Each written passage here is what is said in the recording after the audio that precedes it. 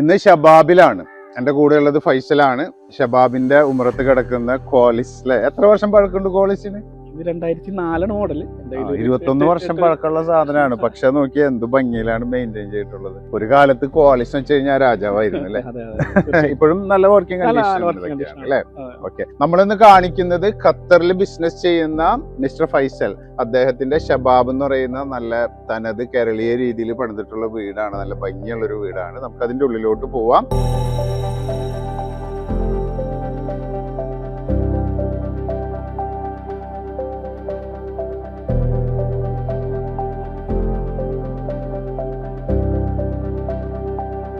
ഖത്തറിൽ നിങ്ങൾക്ക് ഊബറിന്റെ സർവീസ് ആണ് അല്ലേ? നമ്മള് ലിമോസിൻ കമ്പനി ഉണ്ട് ഇപ്പോ നിലവിൽ.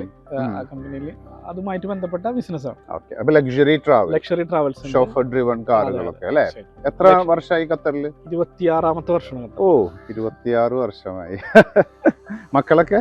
മക്കള് മൂത്താള് ഡിഗ്രിക്ക് പഠിക്കുന്നു, രണ്ടാമത്തെ ആള് +1 MES പഠിക്കുന്നു ഖത്തറിൽ, മൂന്നാമത്തെ ആള് ഖത്തറിൽ തന്നെ ഉണ്ട്.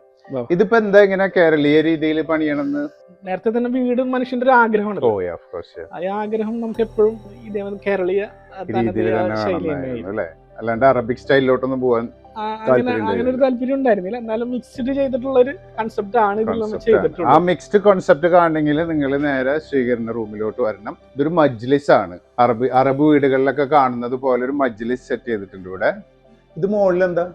മുകളിൽ പുറത്തുനിന്ന് ഒരാൾ വന്നിട്ടുണ്ടെങ്കിൽ ജസ്റ്റ് ഒന്ന് സ്റ്റേ ചെയ്യണമെന്നുണ്ടെങ്കിൽ സ്റ്റേ ചെയ്യാനുള്ള ഫെസിലിറ്റി അല്ലേ?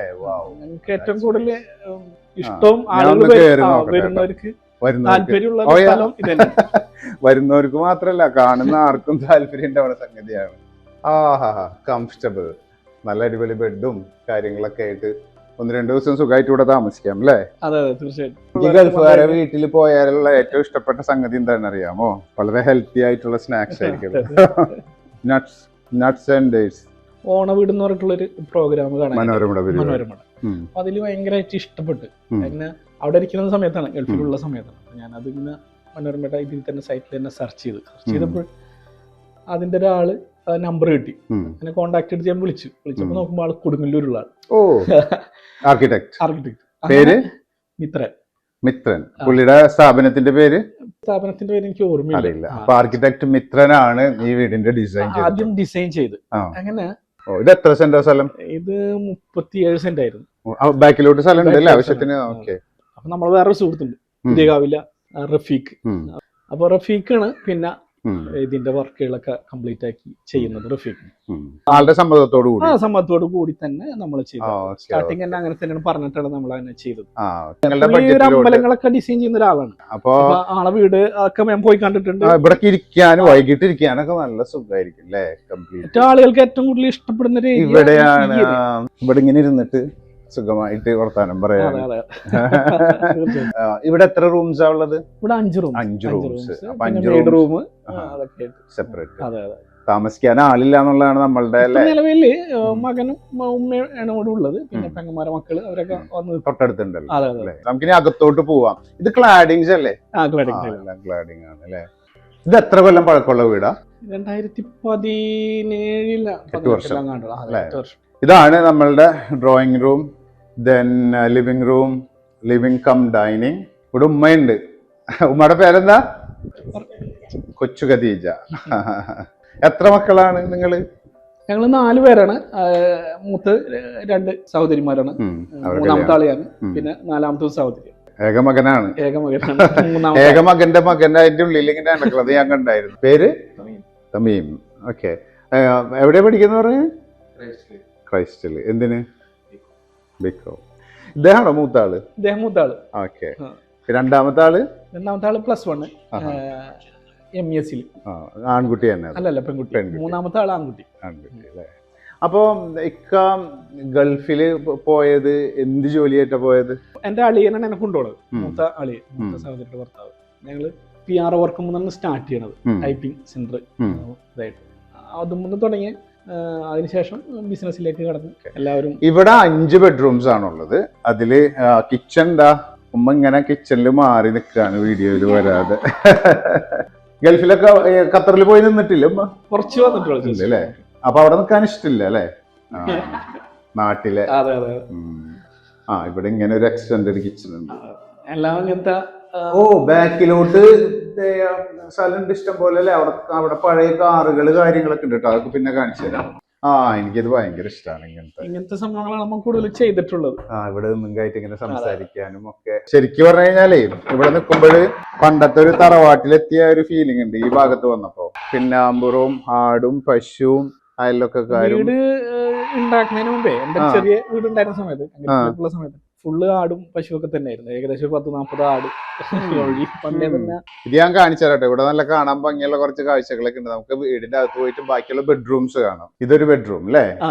ഇതൊരു ചെറിയൊരു ബെഡ്റൂം. ഇത്തിരി പിള്ളേര് കുറച്ച് അലങ്കോലമാക്കിട്ടേക്കാണ്, നമ്മൾ അങ്ങോട്ട് പോകുന്നില്ല. ഇതാണ് ഉമ്മയുടെ ബെഡ്റൂം. ഉമ്മയാണ് സ്ഥിരമുള്ളത്. ടോയ്ലറ്റ്സ്, വാർഡ്രോബ് ഒക്കെ വുഡൻ വാർഡ്രോബാണ് അല്ലേ ചെയ്തിട്ടുള്ളത്? വുഡ് അല്ല അല്ലേ? ഇത് നമ്മള് മറ്റേ സൈഡിൽ വുഡാണ്, മറ്റേത് പ്ലൈഡ്. ഇവിടുത്തെ സെൻട്രൽ പീസ് ഓഫ് അട്രാക്ഷൻ ഇതാണ്. ഇത് നിങ്ങൾ ഉണ്ടാക്കിച്ചതാണോ അത് വാങ്ങിയത്? അല്ല, ഇത് വാങ്ങിയതാണ്. മുകളിലോട്ട് പോവാലോ അല്ലേ? അതെ അതെ.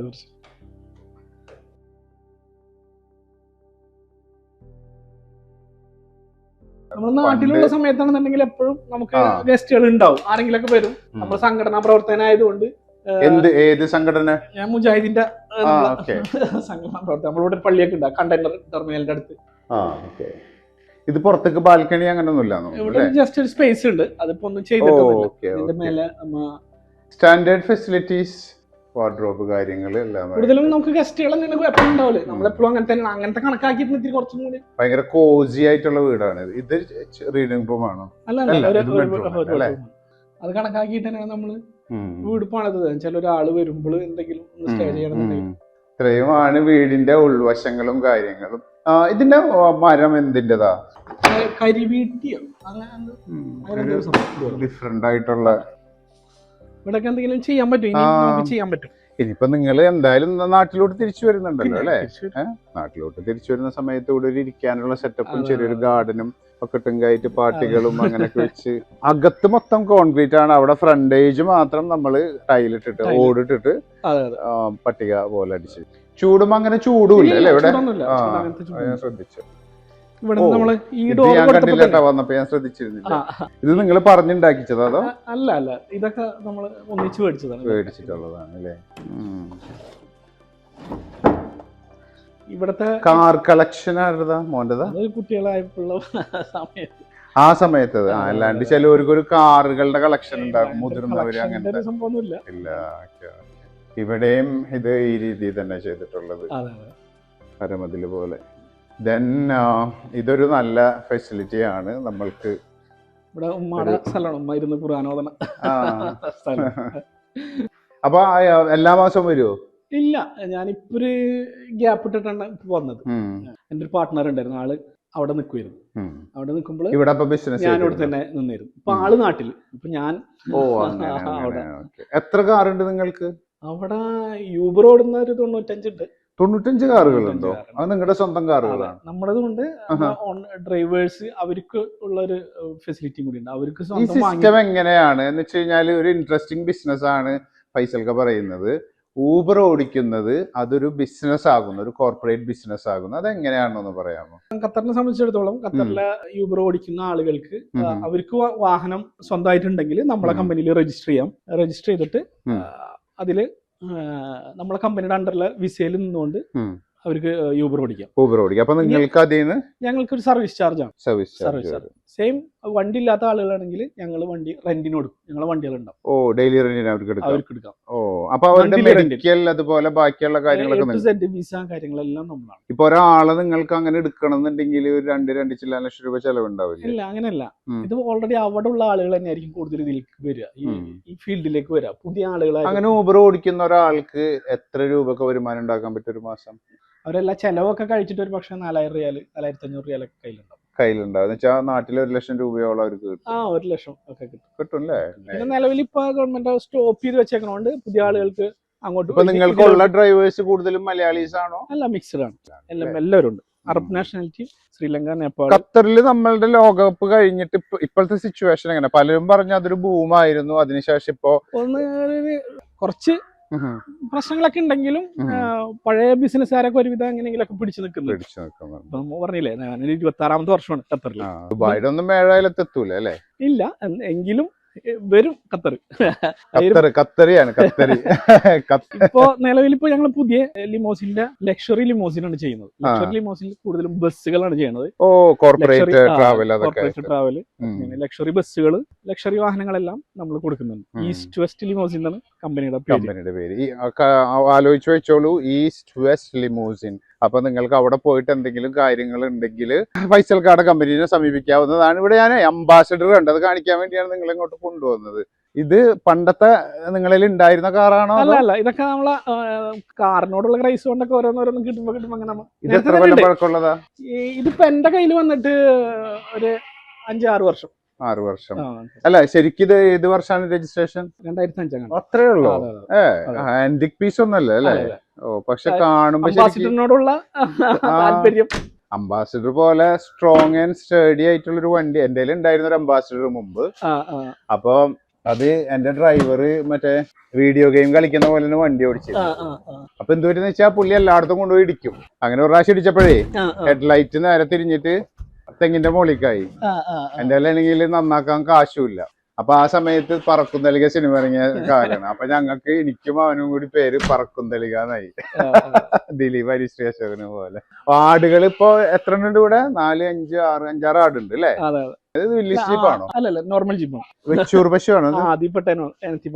ഇത് കുട്ടിയാണോ? കുട്ടി തന്നെയാണ്. കുട്ടി മീൻസ് അത്ര തന്നെ ഉണ്ടാവുള്ളൂ, നീ വലുതാവൂല. പ്രായപൂർത്തിയാവാനായി? പ്രായപൂർത്തിയൊക്കെ ആയിട്ടുണ്ട്. ഇപ്പൊ 2.5-3 വയസ്സായിട്ടുണ്ട്. നക്കണ്ട, നക്കി കഴിഞ്ഞ എന്റെ തൊലിയൊക്കെ പോകും. ആട് വീട് പണിയണതിന് മുമ്പ് ചെറിയ വീടായിരുന്ന സമയത്ത് ഈ ഏരിയ മൊത്തം ആടുകളായിരുന്നു. ഒരു 10-40 ആട്, പശു, കുതിര ഒക്കെ ഉണ്ടായിരുന്നു. അന്ന് അതൊക്കെ ഉണ്ടായിരുന്നു. ആഗ്രഹങ്ങളെല്ലാം നമ്മൾ തീർക്കണമല്ലോ. റിട്ടയർ ചെയ്ത് നാട്ടിൽ വന്നു കഴിഞ്ഞാൽ എനിക്കറിയാം എന്താണ് ചെയ്യാൻ പോണത്. ഫാം തുടങ്ങും അല്ലേ? ഇതപ്പോ ഇടക്ക് ആരെങ്കിലും എടുത്ത് ഓടിക്കോ? മോന് അവന്റെ കയ്യിലാണ് ഇപ്പൊ ഉള്ളത് മൊത്തം. ഇതൊക്കെയാണ് ഫൈസൽക്ക്. ഇവിടുന്ന് നോക്കുമ്പോ വീടിന്റെ ഭംഗി നോക്കിയേ. ശരിക്കും ഇത് മെയിൻ റോഡിലാണ് വീട് വരേണ്ടിയിരുന്നത് കേട്ടോ. കുറച്ച് ഉള്ളിലോട്ടായതുകൊണ്ട് അധികാരം കാണില്ല. അപ്പോ ഇത്രയുമാണ് വീട് കാര്യങ്ങളൊക്കെ. ദെൻ ഒരാളിങ്ങനെ അവിടെ സൈഡിൽ ഒതുങ്ങിക്കണം. ഇങ്ങോട്ട് വന്നാൽ ചോദിക്കട്ടെ. വീഡിയോ എടുത്ത് ഇങ്ങനെ വർത്താനം പറഞ്ഞുകൊണ്ടിരിക്കുമ്പോഴാണ് ഫൈസൽ ഭായി മക്കളെ 10ാം ക്ലാസ് വരെ നാട്ടിലാണ്. സാധാരണ ആൾക്കാർ ചെയ്യുന്നതാണെന്ന് വെച്ച് കഴിഞ്ഞാൽ 10ാം ക്ലാസ് വരെ ഗൾഫിൽ പഠിപ്പിച്ചിട്ട് അവരെ നാട്ടിൽ കൊണ്ടുവന്നിടും. അവർക്ക് ഇവിടവുമായിട്ട് യോജിച്ചു പോകാൻ പറ്റില്ല, ഡിപ്രഷൻ അടിക്കും, അങ്ങനെ പ്രശ്നങ്ങളൊക്കെ ഉണ്ടാവും. ഇദ്ദേഹം ചെയ്യുന്നത് നേരെ തിരിച്ചാണ്. 10ാം ക്ലാസ് വരെ നാട്ടിൽ അല്ലേ? 10ാം ക്ലാസ് വരെ നാട്ടിൽ. അതിനുശേഷം അവർക്ക് ചൂസ് ചെയ്യാം എവിടെ പഠിക്കണം എന്നുള്ളത്. നാട്ടിൽ പഠിക്കണോ ഖത്തറിൽ പഠിക്കണോ എന്നുള്ളത്. അപ്പൊ തമീമ് 10ാം ക്ലാസ് വരെ ഇവിടെയാണ് പഠിച്ചത്. അതിനുശേഷം ഖത്തറിൽ. എങ്ങനെ ഉണ്ടായിരുന്നു +1 +2 ഖത്തറിൽ? അവിടെ പ്രശ്നം ഉണ്ടായില്ല. ഇവിടുന്ന് പോയ കാരണം ആദ്യം കുറച്ചുണ്ടെങ്കിലും പിന്നെ അത് മാറി.